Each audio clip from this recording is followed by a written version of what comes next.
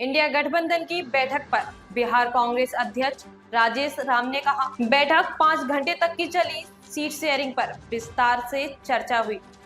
आगे एक एक करके और बातचीत होंगी। उन्होंने गठबंधन को मजबूत बनाने और आगामी चुनावों की तैयारियों पर जोर दिया। यह बैठक बिहार में गठबंधन के रणनीतिक फैसलों के लिए अहम मानी जा रही है।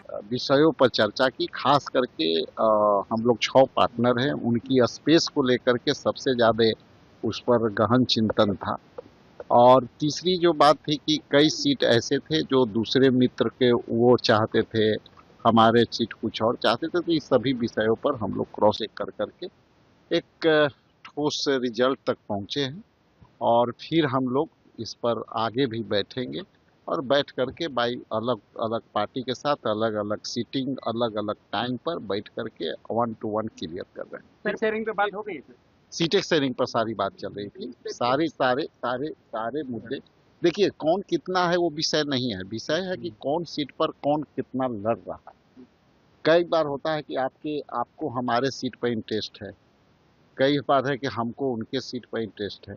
तो ये सारी मुद्दे को हम लोग निपटा रहे हैं और एकदम ट्रांसपेरेंसी के साथ, ओपन डिस्कशन के साथ, सारे ऑप्शन विंडो खोल करके हम लोग बात कर रहे हैं, अपनी दरवाजे खोल के करके बात कर रहे हैं। और बैठ करके हम लोग बहुत ही सकारात्मक, बहुत ठोस, बहुत ही हम्बल, बहुत ही न्याय प्रिय हम लोग अब तक इस पे आगे बढ़े। सर 50, 55, 70 या 76 सीट पे बात बनी है सर? देखिए ये पार्टिकुलर 243 पर हम लोग का डिस्कशन चल रहा है। 6 दल के हिस्सेदारी, 6 दल के सीट पर सारे विषय पर बात चल रहा है। जैसा कि मैंने कहा आपको कि ये इसमें लगभग 5 घंटा हम बैठे हैं। 5 घंटा में ये निष्कर्ष था कि कई सीट हम उनके सीट पर डिमांड थे, कई सीट हमारे सीट पे डिमांड थे। तो बैठ करके हम लोग उसको ओपन रह करके, ठीक है भैया आपको ये चाहिए तो ये ले लो, मुझे ये चाहिए तो ये ले लो।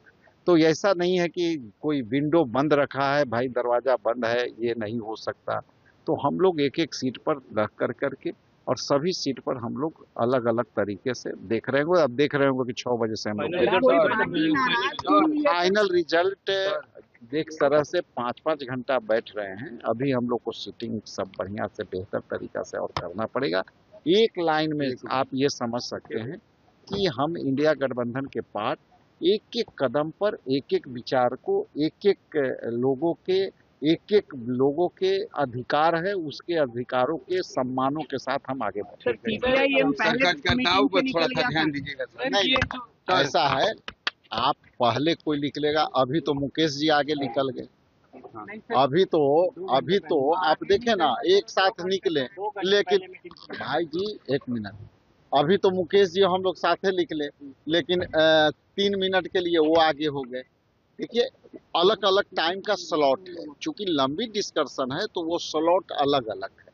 कल उनका स्लॉट है, आज हम लोग का स्लॉट था। उस स्लॉट पर कल देखिएगा कि और लोग भी बैठेंगे, सीपीएम के माले के भी बैठेंगे, वो स्लॉट पर कल फिर बैठेंगे। सर एक सवाल कि मुकेश सहनी अभी कह के गए हैं कि डिप्टी सीएम वही होंगे, कांग्रेस कौन कोई होंगे तो कह के गए डिप्टी सीएम वही होंगे।